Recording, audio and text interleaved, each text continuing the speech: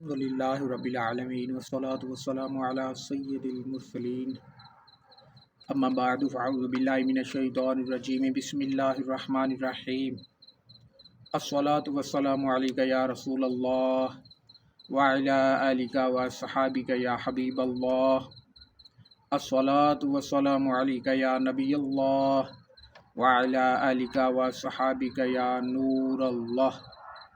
سلطان مکہ تاجدار مدینہ صلی اللہ علیہ وآلہ وسلم کا فرمان ہے، جس نے ماہ رمضان کو پایا اور اس کے روزے نہ رکھے وہ شخص شقی یعنی بدبخت ہے۔ جس نے اپنے والدین یا کسی ایک کو پایا اور ان کے ساتھ اچھا سلوک نہ کیا وہ بھی شقی یعنی بدبخت ہے۔ اور جس کے پاس میرا ذکر ہوا اور اس نے مجھ پر درود پاک نہ پڑھا وہ بھی شقی یعنی بدبخت ہے۔ کعبہ کے بدر الدجا تم پہ کروڑوں درود، طیبہ کے شمس الضحیٰ تم پہ کروڑوں درود، تم سے جہاں کا نظام تم پہ کروڑوں سلام، تم پہ کروڑوں ثنا، تم پہ کروڑوں درود۔ صلو علی الحبیب صلی اللہ تعالی علی محمد صلی اللہ علیہ وآلہ وسلم۔ اللہ پاک قرآن کریم میں فرماتا ہے، ترجمہ کنز العرفان، اور وہ جو خوش نصیب ہوں گے جنت میں ہوں گے، ہمیشہ اس میں رہیں گے جب تک آسمان و زمین رہیں گے، مگر جو تمہارا رب چاہے، یہ ایسی بخشش ہے جو کبھی ختم نہ ہوگی۔ پیارے اسلامی بھائیوں، الحمدللہ ہماری خوش قسمتی ہے کہ زندگی میں ایک بار پھر ہمیں عظمتوں والا، رحمتوں والا، برکتوں والا، مغفرت والا مہینہ ماہ رمضان المبارک نصیب ہو گیا ہے۔ یا خدا ہم عاصیوں پر یہ بڑا احسان ہے، زندگی میں پھر عطا ہم کو کیا رمضان ہے۔ ابر رحمت چھا گیا ہے اور سما ہے نور نور، فضل رب سے مغفرت کا ہو گیا سامان ہے۔ ہر گھڑی رحمت بھری ہے، ہر طرف ہیں برکتیں، ماہ رمضان رحمتوں اور برکتوں کی کان ہے۔ یا الہی تو مدینے میں کبھی رمضان دکھا، مدتوں سے دل میں یہ عطار کے ارمان ہے۔ حدیث کریمہ کے مطابق رمضان المبارک کی پہلی ہی رات سے آسمانوں کے دروازے کھول دیے جاتے ہیں اور آخری رات تک بند نہیں ہوتے۔ جو بندہ ماہ رمضان کی رات میں نماز پڑھتا ہے، اللہ پاک اس کے ہر سجدے کے صلے میں اس کے لیے 1500 نیکیاں لکھتا ہے اور اس کے لیے جنت میں سرخ یاقوت کا گھر بناتا ہے۔ اللہ پاک کے آخری نبی رسول ہاشمی صلی اللہ علیہ وآلہ وسلم نے فرمایا، جب رمضان المبارک کی پہلی رات آتی ہے تو اللہ پاک میری امت کی طرف رحمت کی نظر فرماتا ہے، اور جس کی طرف اللہ پاک نظر رحمت فرمائے اسے کبھی بھی عذاب نہ دے گا۔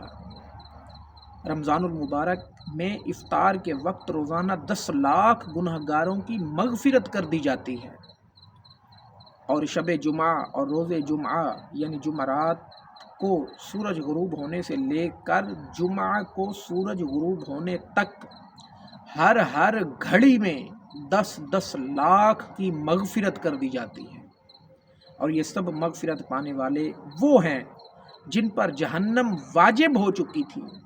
پھر جب رمضان المبارک کی 29ویں رات آتی ہے تو مہینے بھر میں جتنے جہنم سے آزاد کیے گئے تھے ان کے مجموعے کے برابر اس ایک رات میں آزاد کر دیے جاتے ہیں۔ سبحان اللہ، کیا شان ہے رمضان المبارک کی۔ اللہ پاک ہمیں ماہ رمضان کی برکتیں لوٹنے، اس ماہ ذیشان کا خوب احترام کرنے اور خوب نیکیاں کمانے کی توفیق نصیب فرمائے، آمین بجاہ نبی الامین۔ صلو علی الحبیب صلی اللہ تعالی علی محمد صلی اللہ علیہ وآلہ وسلم۔ پیارے اسلامی بھائیوں، رمضان المبارک ملنا بھی بہت بڑی رحمت اور سعادت ہے۔ البتہ بڑا محروم ہے وہ بندہ جو ماہ رمضان کو تو پائے مگر اس میں نیک کام کر کے بخشش نہ کروا سکے۔ ہم نے ابتدا میں پارہ 12 سورہ ہود کی آیت 108 سننے کی سعادت حاصل کی۔ سورہ ہود کے اس مقام پر یعنی آیت 108 اور اس سے پہلے کی چند آیات میں لوگوں کی دو قسمیں بیان کی گئی ہیں۔ ارشاد ہوتا ہے ترجمہ کنز العرفان، تو ان میں کوئی بدبخت ہوگا اور کوئی خوش نصیب ہوگا۔ یعنی قیامت کے دن لوگوں کی دو ہی قسمیں ہوں گی، ایک شقی یعنی گناہگار و بدبخت بندہ، محروم بندہ، اور نمبر 2 سعادت مند بندہ۔ مطلب یہ کہ قیامت کے دن حضرت آدم علیہ السلام سے لے کر قیامت تک آنے والے سب لوگ جو جمع ہوں گے، ان کے دو ہی گروہ ہوں گے، ایک وہ جو شقی ہیں، دوسرے وہ جو سعید ہیں۔ ان کا الگ الگ انجام ہوگا۔ اللہ پاک نے فرمایا ترجمہ کنز العرفان، تو جو بدبخت ہوں گے وہ تو دوزخ میں ہوں گے، وہ اس میں گدھے کی طرح چلائیں گے، یعنی جن پر بدبختی غالب آ گئی اور ان کے لیے جہنم کا فیصلہ کر دیا گیا تو وہ جہنم میں رہیں گے، اور جہنم میں ان کا حال یہ ہوگا کہ وہ گدھے کی طرح چلائیں گے۔ اللہ اکبر۔ اللہ پاک ہمیں اس حال بے حال سے محفوظ فرمائے۔ بروز قیامت ہو ایسی عنایت، رہوں پل پہ ثابت قدم یا الہی، جلا دے نہ نارے جہنم کرم ہو، پے بادشاہ امم یا الہی۔ گناہوں کی عادت بڑھی جا رہی ہے، کرم یا الہی، کرم یا الہی۔ قیامت کے دن دوسری قسم کے لوگ جو سعید ہوں گے، ان کا انجام کیا ہوگا؟ اللہ پاک فرماتا ہے ترجمہ کنز العرفان، اور وہ جو خوش نصیب ہوں گے وہ جنت میں ہوں گے، ہمیشہ اس میں رہیں گے جب تک آسمان و زمین رہیں گے، مگر جو تمہارا رب چاہے یہ ایسی بخشش ہے جو کبھی ختم نہ ہوگی۔ یعنی جو سعادت مند ہوں گے وہ ہمیشہ ہمیشہ جنت میں رہیں گے، اور بعض وہ گناہگار مسلمان جو اپنے گناہوں کی وجہ سے کچھ عرصہ جہنم میں رہیں گے، پھر انہیں بھی جنت میں داخل کر دیا جائے گا۔ یہ اللہ پاک کی عطا، اس کی عنایت و رحمت سے رحمت ہے جو کبھی ختم نہ ہوگی۔ پیارے اسلامی بھائیوں، ان آیت کریمہ سے ہمیں سیکھنے کو ملتا ہے کہ کامیاب وہ ہے جو روز قیامت سعادت مند ہوگا۔ جو سعادت مند نہیں، شقی ہے، بدبخت ہے، وہ جہنم کا حقدار ہو جائے گا۔ اللہ پاک ہمیں ایسی محرومی سے محفوظ فرمائے۔ رمضان المبارک تشریف لے آیا، ہمیں چاہیے کہ اس مبارک مہینے کی برکت سے خود کو سعادت مند لوگوں میں داخل کرنے کی کوشش کریں۔ سعادت مند کون ہوتا ہے؟ ایسے خوش بخت بندے کی علامات کیا ہیں؟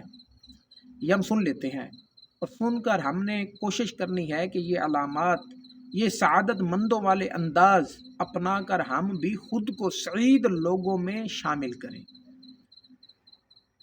نمبر 1، سعادت مند بندے کی پہلی نشانی یہ ہے کہ اسے نیک کاموں کی محبت عطا کی جاتی ہے۔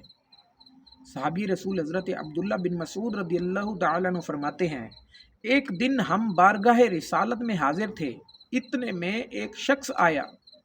اس نے جب ہمیں دیکھا تو اپنی سواری سے اترا اور پیدل چلتے ہوئے بارگاہ رسالت میں حاضر ہوا اور عرض کیا، یا رسول اللہ صلی اللہ علیہ وآلہ وسلم، میں 9 دن کی دوری سے آیا ہوں، مگر آیا اس طرح ہوں کہ میں نے یہ رستہ 6 دن میں طے کیا۔ میں دن میں پیاسا رہا، راتوں کو جاگتا رہا، یوں میں نے تیزی سے سفر کیا تاکہ جلد از جلد آپ کی خدمت پہ پہنچ جاؤں۔ یا رسول اللہ، میرے آنے کا مقصد اصل میں 2 سوال ہیں جنہوں نے میری نیند اڑا رکھی ہے، بس میں ان کے جواب چاہتا ہوں۔ پیارے نبی رسول ہاشمی صلی اللہ علیہ وآلہ وسلم نے اس خوش نصیب مسافر کا نام پوچھا، کہا، میں گھوڑے والا زید ہوں۔ رسول ذیشان مکی مدنی سلطان صلی اللہ علیہ وآلہ وسلم نے فرمایا، یعنی تم گھوڑے والے زید نہیں بلکہ بھلائی والے زید ہو۔ پھر فرمایا، پوچھو کیا پوچھنا ہے؟ اب ان صحابی رضی اللہ تعالیٰ عنہ نے 2 انوکھے سوال پوچھے۔ عرض کیا، نمبر 1، ایک ہے وہ بندہ جو اللہ پاک کو پسند ہے، اس کی نشانی کیا ہے، اور دوسرا یہ کہ وہ بندہ جسے اللہ پاک پسند نہیں فرماتا، اس کی نشانی کیا ہے۔ یہ دو انوکھے سوال تھے۔ قربان جائیے غیب کی خبریں جاننے والے نبی رسول ہاشمی صلی اللہ علیہ وآلہ وسلم کے علم پر جیسے سوال انوکھے تھے، آپ نے جوابات بھی نرالے ہی عطا فرمایا۔ ارشاد فرمایا، اے زید تم نے صبح کس کیفیت میں کی تھی؟ عرض کیا، یا رسول اللہ صلی اللہ علیہ وآلہ وسلم، صبح جب کی تو میری کیفیت یہ تھی کہ میرے دل میں نیکی کی اور نیک لوگوں کی محبت تھی۔ میرا دل چاہتا تھا کہ میں نیک کام کروں، پھر جو نیکی مجھ سے رہ گئی میں نہ کر پایا، مجھے اس پر دکھ ہوا، اور جو نیکی میں کر پایا چاہے وہ تھوڑی تھی یا زیادہ، مجھے اس پر ثواب ملنے کا یقین ہو گیا۔ یعنی یہ کل 3 کام ہیں۔ نمبر 1 نیکی سے اور نیک لوگوں سے محبت، نمبر 2 نیک کام کرنے کی چاہت، اور نمبر 3 اگر کوئی نیکی نہ ہو پائی تو اس پر دکھ ہونا۔ رسول ذیشان مکی مدنی سلطان صلی اللہ علیہ وآلہ وسلم نے حضرت زید الخیر رضی اللہ تعالیٰ عنہ کا جواب سن کر فرمایا، ہاں یوں ہی بات ہے، یہی اس شخص کی علامت ہے جسے اللہ پاک پسند فرماتا ہے، اور اللہ پاک کے ناپسندیدہ بندے کی علامت یہ ہے کہ اگر تجھ سے بھلائی کا ارادہ نہ کیا جاتا تو تمہارے لیے اس کا الٹ کام آسان ہو جاتے، پھر اللہ پاک کو کچھ پرواہ نہ تھی کہ تم کس وادی میں ہلاک ہوتے ہو۔ سبحان اللہ۔ معلوم ہوا اللہ پاک کا پسندیدہ بندہ، نیک اور سعادت مند بندہ وہ ہے جس میں یہ 3 نشانیاں ہوں۔ نمبر 1 وہ نیکی سے محبت کرتا ہو اور نیک لوگوں سے بھی محبت کرتا ہو۔ نمبر 2 وہ صرف نیکوں کی تعریف کرنے پر ہی نہ رہتا ہو بلکہ خود بھی نیک بننے کی چاہت رکھتا ہو۔ اور نمبر 3 بات کہ اگر خدا نہ خواستہ کسی وجہ سے وہ نیکی نہ کر پائے تو اسے اس محرومی پر دکھ بھی ہوتا ہو۔ یہ سعادت مند بندہ ہے۔ اللہ پاک ہمیں بھی نیکی کی محبت نصیب فرمائے۔ ہمارے دل میں نمازوں کا شوق ہو، روزے رکھنے کا شوق ہو، تلاوت کرنے کا شوق ہو، ذکر و درود کا شوق ہو۔ یقین مانیے یہ شوق نصیب ہو جائے تو قسمت چمک جائے گی۔ امام حسن بصری رحمۃ اللہ تعالی علیہ بہت بڑے ولی اللہ ہیں۔ آپ سے کسی نے کہا، علی جا مجھے نصیحت فرمائیے۔ آپ نے ایک مختصر نصیحت کی، فرمایا تم جہاں کہیں بھی ہو اللہ پاک کے احکام کو عزیز رکھو، اللہ پاک تمہیں عزتوں سے نواز دے گا۔ حضرت داؤد رحمۃ اللہ تعالی علیہ نامی ایک بزرگ فرماتے ہیں، نیک کام متقی بندے کی خواہش ہوتی ہے، اگر وہ پورے کا پورا بھی دنیا میں ڈوبا ہوا ہو تو ایک نہ ایک دن اس کی یہ اچھی نیت یعنی نیک کام کی رغبت اسے نیک بنا ہی دیتی ہے۔ آج کل ہمارے ہاں تو حالات ذرا الٹ ہیں۔ ہمارے دل میں دنیا کی محبت ہے، ہم اپنا اور دوسروں کا مقابلہ روپے پیسے میں، عزت و شہرت وغیرہ میں کرتے ہیں۔ فلاں اتنے پیسے والا ہے، فلاں اتنے مشہور و معروف ہے، اور ہم جو شوق پالتے ہیں وہ بھی ایسے ہی ہوتے ہیں۔ میرے پاس مال ہو، دولت ہو، بینک بیلنس ہو، گاڑی ہو، بنگلہ ہو، عام طور پر لوگوں کے بڑے بڑے جو خواب ہوتے ہیں وہ اسی قسم کے ہوتے ہیں۔ بلکہ ہمارے ہاں تو کامیاب اسی کو سمجھا جاتا ہے جو زیادہ پیسے والا ہو یا زیادہ مشہور ہو۔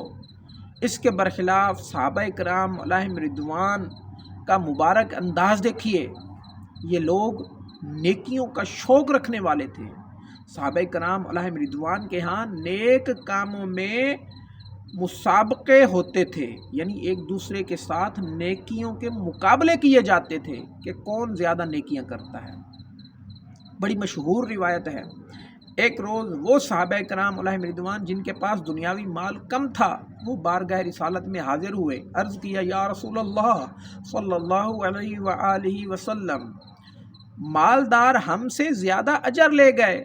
پوچھا وہ کیسے؟ عرض کیا وہ بھی نماز پڑھتے ہیں، ہم بھی نماز پڑھتے ہیں، وہ بھی روزے رکھتے ہیں، ہم بھی روزے رکھتے ہیں، اس کے ساتھ ساتھ چونکہ وہ مال والے ہیں تو راہ خدا میں صدقہ کرتے ہیں، مگر ہم یہ نیکی کر نہیں پاتے۔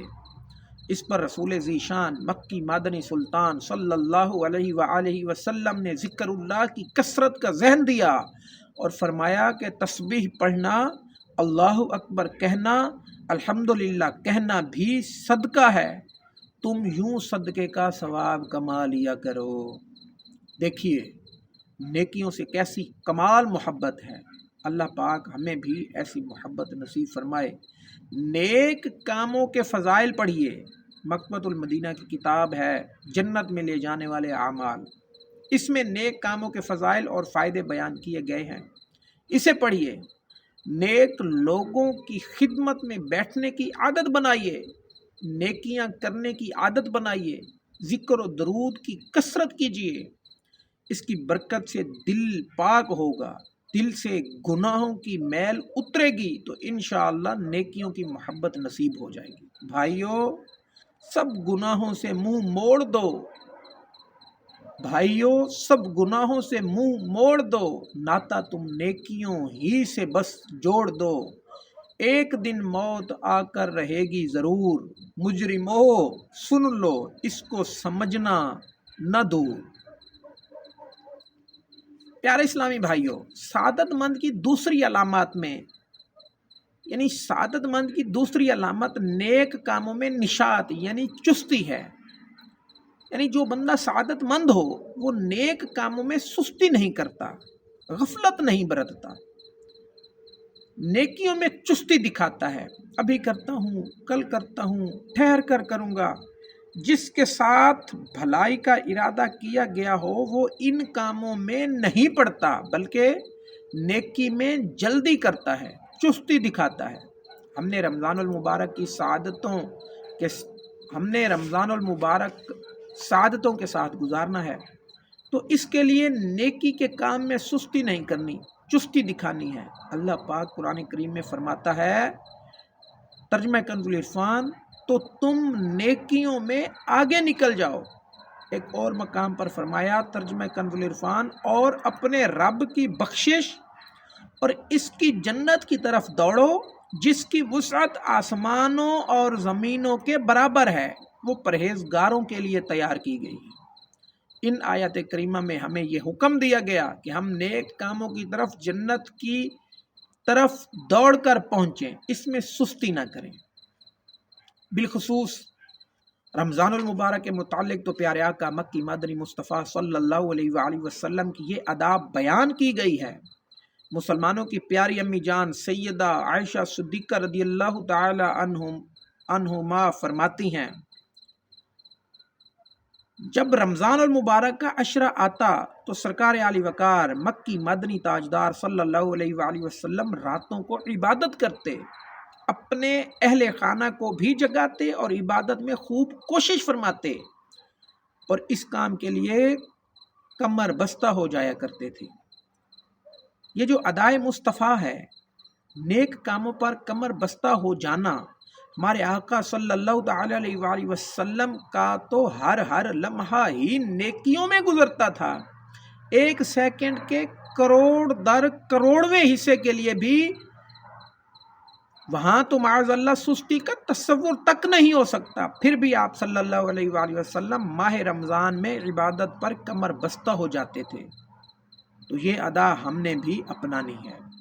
حضرت ابو ہریرہ رضی اللہ تعالیٰ عنہ سے روایت ہے، سرکار عالی وقار مکی مدنی تاجدار صلی اللہ علیہ وآلہ وسلم نے فرمایا، اس ذات کی قسم جس کے نام کی قسم اٹھائی جاتی ہے، بے شک تم پر ایک بہترین مہینہ سایہ کرنے والا ہے۔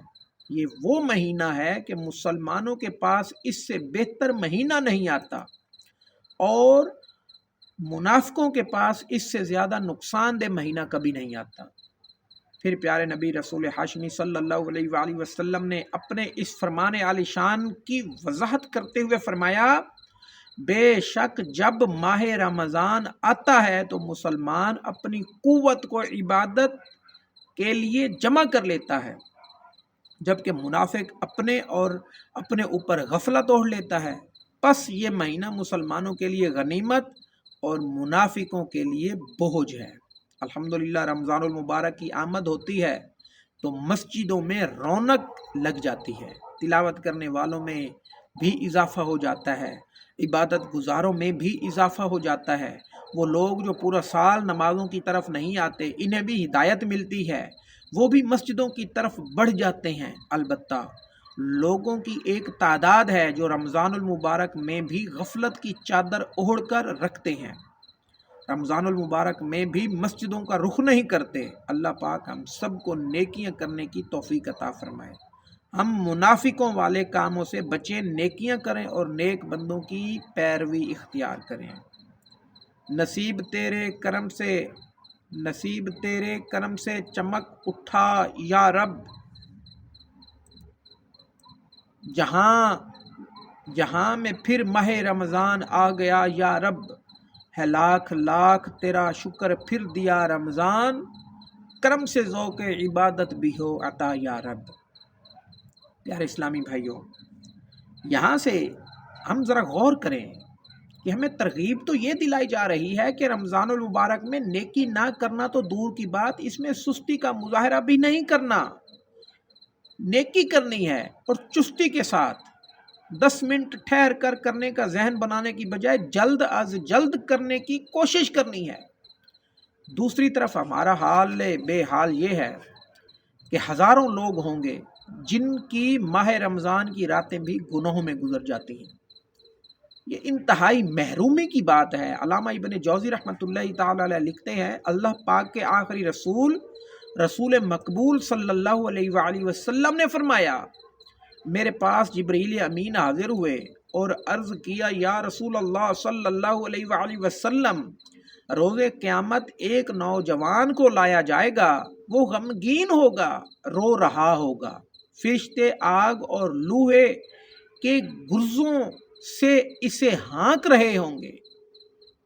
وہ نوجوان 1000 سال تک الامان الامان پکارتا رہے گا، لیکن اس کو امان نہیں دی جائے گی۔ پھر اس نوجوان کو 1000 سال کے بعد رب قہار کی بارگاہ میں پیش کر دیا جائے گا۔ اللہ پاک عذاب کے فرشتوں کو حکم دے گا کہ اسے منہ کے بل جہنم میں ڈال دو۔ حضرت جبریل امین علیہ السلام کا یہ بیان سن کر حضور اکرم نور مجسم صلی اللہ علیہ وآلہ وسلم نے فرمایا، اے جبریل علیہ السلام، یہ کون ہوگا؟ عرض کیا گیا، یا رسول اللہ صلی اللہ علیہ وآلہ وسلم، یہ آپ کا ایک امتی ہوگا۔ فرمایا، اس کا گناہ کیا ہے؟ عرض کیا، یا رسول اللہ صلی اللہ علیہ وآلہ وسلم، یہ وہ بد نصیب ہے جس کی زندگی میں رمضان المبارک تو تشریف لایا، مگر توبہ و استغفار کی بجائے ماہ رمضان کو گناہوں میں گزار دیا۔ اللہ پاک کی پناہ، اللہ پاک کی پناہ ہے۔ عاشقان رسول غور تو کیجئے، رمضان المبارک میں گناہ کر کے اس مقدس مہینے کی بے حرمتی کرنا کتنا نقصان دہ ہے۔ رمضان المبارک کی بے حرمتی کرنے والے اس سے عبرت لیں، ذرا سوچیں تو صحیح، ہم کب تک اس دنیا میں زندہ رہیں گے؟ ایک دن مرنا ہے، آخر موت ہے، کر لے جو کرنا ہے، آخر موت ہے۔ ایک دن ملک الموت حضرت اسرائیل علیہ السلام تشریف لائیں گے، ہمارا مال، ہماری دولت، ہمارے رشتہ دار، ہماری اولاد، دوست احباب کچھ بھی کام نہیں آئے گا، سب دیکھتے رہ جائیں گے۔ ہمارے جسم سے روح نکال لی جائے گی، پھر غسال کو بلایا جائے گا، کفن پہنا دیا جائے گا، 100 کروڑ آہ، پھر دیکھتے ہی دیکھتے نماز جنازہ ادا کر کے ہمیں اندھیری قبر میں اتار دیا جائے گا۔ اللہ نہ کرے اگر ہم نے ماہ رمضان کی راتیں گناہوں میں گزار کر، فضولیات میں مشغول رہ کر رمضان المبارک کی بے حرمتی کی ہوگی، اگر رب ناراض ہو گیا، اس کے سبب قبر میں ہماری پکڑ ہو گئی، روز قیامت گرفت ہو گئی، تو ذرا سوچئے ہمارا کیا بنے گا؟ خدا نخواستہ اللہ پاک کی رحمت نہ ملی، शाफ़ी महशर सुल्तान बहरबर सल्लल्लाहु अलैहि वसल्लम की शफाअत से महरूम रह गए तो क्या करेंगे? गर तू नाराज हुआ मेरी हलाकत होगी, हाय मैं नारे जहन्नम में जलूंगा या रब, अफ़व कर और सदा के लिए राजी हो जा, गर करम कर दे तो जन्नत में रहूंगा या रब। ए आशिकान रसूल, अभी मौका है, रमज़ानुल मुबारक फिर से तशरीफ़ ले आया है। ज़िंदगी में कभी रमज़ानुल मुबारक की बेकदरी हुई है, बेअदबी हो गई है तो आज ही तौबा कर लें और पक्की नीयत कर लें कि इस रमज़ानुल मुबारक की खूब कदर करेंगे, माह रमज़ानुल मुबारक की बेअदबी से बचेंगे, सारे रोज़े रखेंगे, पाँचों नमाजें बाजमात अदा करेंगे, खूब तिलावत करेंगे, रमज़ानुल मुबारक में गुनाहों से बचने की भरपूर कोशिश करेंगे, ग़ीबत भी नहीं करेंगे, चुगली भी नहीं करेंगे, दूसरों को तकलीफ़ भी नहीं देंगे, बस पूरा माह रमज़ान नेकियों में, इबादत और रियाजत में आजिज़ी से तौबा व इस्तिग़फ़ार करते हुए गुजारेंगे इंशाअल्लाह ताला। तरावी और नमाज़ों में कमी होगी न रोज़ों में, करो मिल के ये नियत माह रमज़ान आने वाला है, नबी के इश्क में रोऊं मदीने के लिए तड़पूं, खुदा दे सोज़ व रिक्कत माह रमज़ान आने वाला है, रहूं कायम मैं तौबा पर, खुदाया फ़ज़ल ऐसा कर, गुनाहों से दे नफ़रत माह रमज़ान आने वाला है। सल्लु अलल हबीब सल्लल्लाहु तआला अला मुहम्मद सल्लल्लाहु अलैहि वसल्लम। प्यारे इस्लामी भाइयों, सआदतमंदी की तीसरी अलामत वक्त की कदर करना है। यानी जो बंदा सआदतमंद हो वो अपना वक्त फजूलियात में, गुनाहों भरे कामों में नहीं गंवाता, बल्कि अपने वक्त की कदर करता है और अपने हर आइंदा लम्हे को पिछले से बेहतर बनाने की कोशिश में लगा रहता है। प्यारे आका मक्की मदनी मुस्तफ़ा सल्लल्लाहु अलैहि वसल्लम ने फरमाया, मुकम्मल तरीन सआदत ये है कि बंदे के उम्र लंबी हो और वो इसे अल्लाह पाक की फर्मा बरदारी में गुजार दे। यानी बंदे के पास वक्त ज़्यादा हो और वो एक लम्हा भी ज़ाय ना करे, बल्कि अपना वक्त नेकियों में गुजारता चला जाए, ऐसा शख्स बहुत सआदतमंद है, क्योंकि ये ज़्यादा से ज़्यादा नेकियां कमाने में कामयाब हो जाएगा। हमें भी चाहिए कि हम वक्त की कदर करना सीखें। अभी रमज़ानुल मुबारक की घड़ियां हैं, ये मेहमान महीना है, आइंदा साल हम रमज़ानुल मुबारक को देख पाते हैं या नहीं, इसकी हमारे पास कोई गारंटी नहीं है। इसलिए हमें चाहिए कि सआदतमंद बने और इन मुबारक घड़ियों की कदर करें, ज़मीन से ज़्यादा वक्त नेकियों में गुजारने, ज़्यादा से ज़्यादा वक्त नेकियों में गुजारने की कोशिश करें। हमारे बुजुर्गान दीन वक्त की किस अंदाज में कदर किया करते थे, सुनिए। हज़रत उस्मान बाक़िलावी रहमतुल्लाहि ताला अलैह कसरत के साथ ज़िक्रुल्लाह किया करते थे। आप फरमाते हैं, इफ्तार का वक्त मुझ पर बहुत भारी होता, मुझे यूं लग रहा होता है कि जैसे अभी रूह निकल जाएगी। आपको ऐसा क्यों लगता था? ज़रा तवज्जो से सुनिए। फरमाते हैं, चूँकि इफ्तार तो करना ही होता है, लिहाजा कुछ न कुछ खाना पड़ता है और इस दौरान मैं ज़िक्रुल्लाह से महरूम रह जाता हूँ। अल्लाहु अकबर, क्या शान है! अंदाज़ा लगाइए ये नेक लोग वक्त के कितने कदरदान थे। चंद लम्हे फजूलियात में नहीं, गुनाहों भरे कामों में नहीं, क्रिकेट खेलते हुए, गलियों बाजारों में घूमते हुए, मोबाइल चलाते हुए, सोशल मीडिया वगैरह पर फजूलियात में पड़े हुए, फेसबुक पर फजूल में स्क्रोलिंग करते हुए, बेफ़ायदा पोस्टें पढ़ते हुए, गैर ज़रूरी बल्कि गुनाहों भरी वीडियोस देखते हुए, दुनिया जहान के खबरनामे सुनते हुए नहीं, बल्कि इफ्तार के वक्त खाना खाते हुए ज़िक्रुल्लाह से महरूम रह जाने पर इन्हें इतना दुख होता था। दूसरी तरफ ये हमारा हाल बेहाल है, हमारे कई कई घंटे फजूलियात में बल्कि गुनाहों भरे कामों में गुजर जाते हैं। اور ہمیں اس کی فکر تک نہیں ہوتی، ہمیں احساس تک نہیں ہوتا کہ ہم اپنا کتنا قیمتی سرمایہ ضائع کرتے چلے جا رہے ہیں۔ پیارے اسلامی بھائیوں، ہمارے یہ قیمتی لمحات بھی انمول ہیرے ہیں، اس لیے ان کی قدر کیجیے۔ علامہ ابن جوزی رحمۃ اللہ تعالی علیہ بہت بڑے عالم دین گزرے ہیں۔ ایک مرتبہ آپ نے اپنے بیٹے کو نصیحت کرتے ہوئے فرمایا، بیٹا جان لو یہ دن گھڑیوں کا مجموعہ ہے اور گھڑیاں سانسوں کا مجموعہ ہے، لہٰذا ہر سانس ایک قیمتی خزانہ ہے، بیٹا بچنا کہ تیرے یہ سانس بے فائدہ نہ گزر جائیں، ورنہ قیامت کے دن تیرا خزانہ خالی ہوگا اور تو شرمندہ رہ جائے گا۔ خلاصہ کلام یہ ہے کہ قیامت کے دن لوگ دو ہی قسم کے ہوں گے۔ ترجمہ کنز العرفان، تو ان میں کوئی بدبخت ہوگا اور کوئی خوش نصیب ہوگا، یعنی ایک شقی یعنی بدبخت اور دوسرے سعید۔ شقی جہنم میں جائیں گے اور سعادت مندوں کو جنت نصیب ہوگی۔ ہم نے کوشش کرنی ہے کہ سعادت مند بنے۔ سعادت مند بندے کی مختلف نشانیاں ہیں، مثلا جو سعادت مند ہو وہ نیکیوں سے محبت کرتا ہے، وہ نیک کام کرنے میں سستی نہیں دکھاتا، چست رہتا ہے، وہ وقت کی قدر کرتا ہے، فضولیات اور گناہوں بھرے کاموں میں وقت ضائع نہیں کرتا۔ اسی طرح دل کی عاجزی و انکساری، اولیاء اللہ کی محبت، اللہ پاک سے نیک گمان رکھنا، مسلمانوں کی خیر خواہی یعنی بھلائی چاہنا، گناہوں سے بچنا اور اللہ پاک کی رضا میں راضی رہنا وغیرہ بھی سعادت مند بندے کی علامات میں سے ہیں۔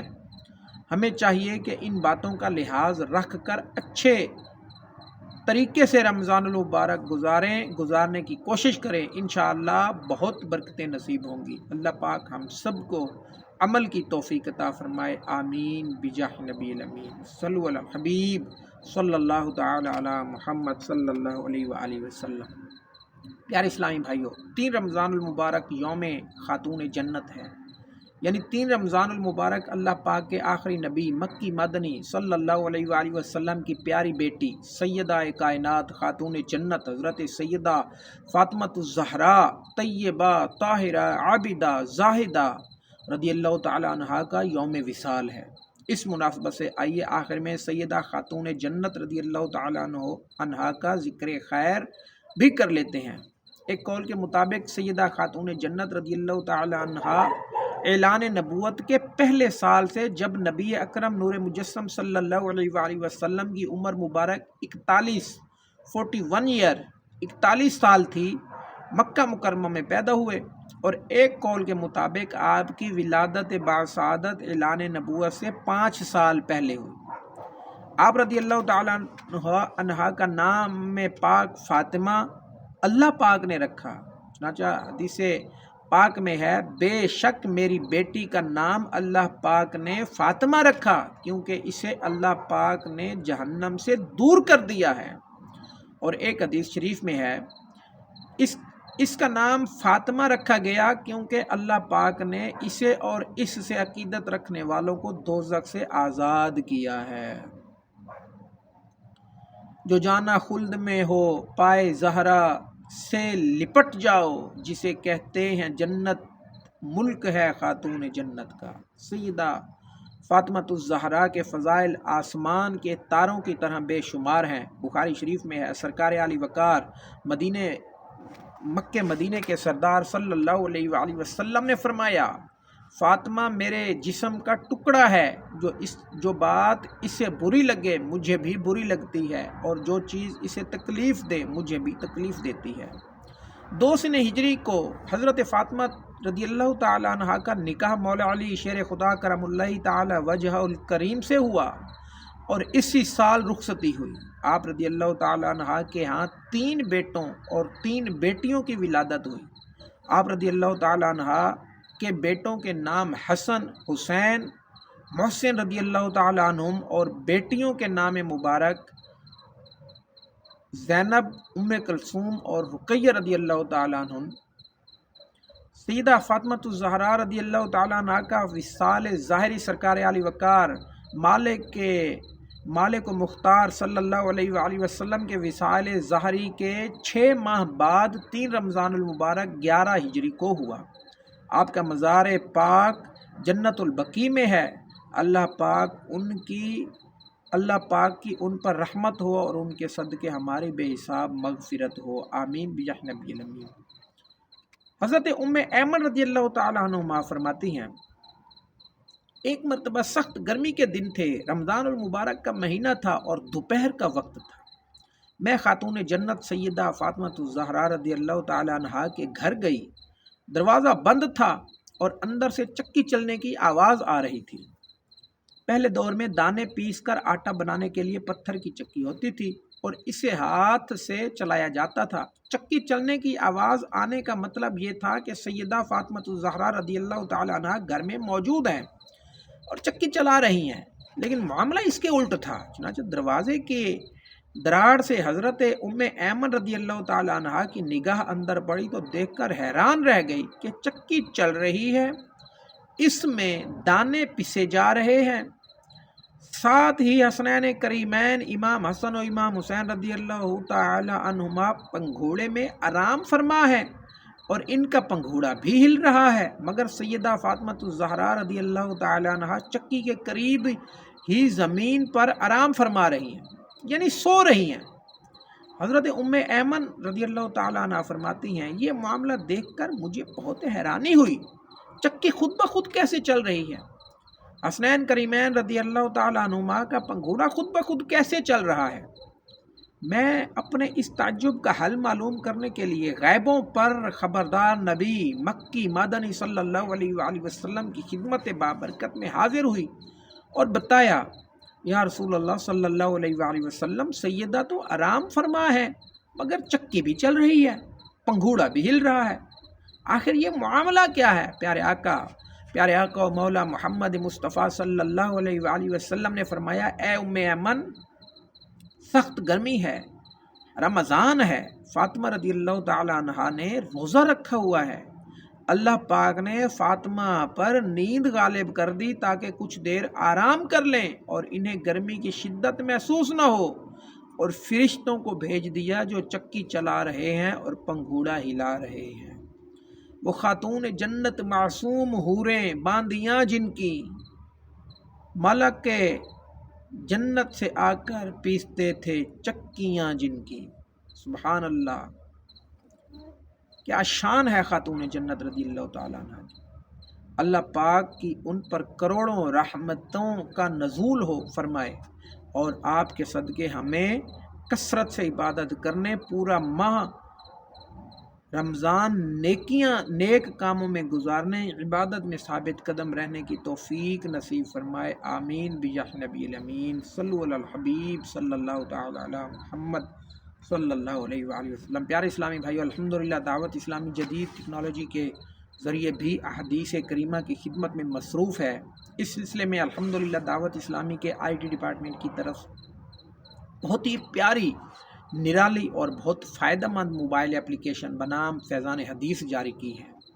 اس اپلیکیشن میں حدیث پاک کی بہت مشہور کتاب مشکات المصابیح اور اس کی آسان اردو شرح مرآت المناجی اور اس کے علاوہ فیضان ریاض الصالحین، اربعین حنفیہ، منتخب حدیثیں اور اربعین نوویہ بھی شامل ہیں۔ اس اپلیکیشن کی مدد سے آپ احادیث کریمہ کو کتابی صورت میں یعنی جلدوں کے اعتبار سے بھی پڑھ سکتے ہیں اور مختلف موضوعات کے اعتبار سے اپنے مطلوبہ موضوع کا بھی مطالعہ کر سکتے ہیں۔ سرچ آپشن کی مدد سے آپ مکمل کتاب میں یا ایک حدیث میں مختلف الفاظ اور مکمل جملہ بھی سرچ کر سکتے ہیں۔ حدیث پاک کے عربی الفاظ، اس کے ترجمے اور شرح میں الگ الگ بھی سرچ کی جا سکتی ہیں۔ طلباء و علماء کے لیے اس میں حدیث پاک کا عربی متن اعراب کے ساتھ اور اعراب کے بغیر دیکھنے کی سہولت رکھی گئی ہے۔ مطالعہ کے نوٹس محفوظ کرنے کے لیے فیورٹ کرنے کا آپشن بھی دیا گیا ہے۔ اسی طرح اس ایپلیکیشن میں مختلف فونٹس اور احادیث شیئرنگ کی بھی سہولت دی گئی ہے۔ صلو علی الحبیب صلی اللہ تعالی علی محمد صلی اللہ علیہ وآلہ وسلم۔ بیان کو اختتام کی طرف لاتے ہوئے ایک شرعی مسئلہ عرض کرتا ہوں۔ درست شرعی مسئلہ اور عوام میں پائی جانے والی غلط فہمی کی نشاندہی۔ مسئلہ: الٹی آنے سے روزہ نہیں ٹوٹتا۔ وضاحت: عوام میں مشہور ہے کہ الٹی آنے سے روزہ ٹوٹ جاتا ہے۔ یہ ایک عوامی غلط فہمی ہے۔ یاد رکھیے، روزہ میں خود بخود کتنی ہی یعنی الٹی ہو جائے، خواہ بالٹی ہی کیوں نہ بھر جائے، اس سے روزہ نہیں ٹوٹتا۔ الٹی کے سبب روزہ ٹوٹنے کی دو صورتیں ہیں۔ ہاں، الٹی آنے کی کچھ خاص صورتیں ہیں جن میں روزہ ٹوٹ جاتا ہے۔ مثلا یعنی الٹی منہ بھر آئی، اگر اس میں سے ایک چنے کے برابر بھی واپس اندر لوٹا دی تو روزہ ٹوٹ جائے گا، اور ایک چنے سے کم ہو تو روزہ نہیں ٹوٹے گا۔ یوں ہی اگر الٹی اپنے آپ آئی نہیں بلکہ خود سے جان بوجھ کر اگر وہ منہ بھر کر آئے تو روزہ ٹوٹ جائے گا، جبکہ روزہ دار ہونا یاد بھی ہو۔ اسی طرح بعض اوقات کھٹی ڈکاریں آتی ہیں، اس سے بھی روزہ نہیں ٹوٹتا۔ کبھی کبھی کھٹا پانی حلق تک آ کر واپس لوٹ جاتا ہے، اس سے بھی روزہ نہیں ٹوٹتا۔ اللہ پاک ہمیں درست اسلامی احکام سیکھنے اور ان پر عمل کرنے کی توفیق نصیب فرمائے، آمین بجاہ نبی الامین صلو علی الحبیب صلی اللہ تعالی علی محمد صلی اللہ علیہ وآلہ وسلم۔ جو کوئی نیند سے بیدار ہو کر 20 مرتبہ یا مقتدرو پڑھا کرے، انشاءاللہ اس کے ہر کام میں مدد الہی شامل رہے گی۔ اللہ پاک ہمیں عمل کی توفیق عطا فرمائے، آمین بجاہ نبی الامین۔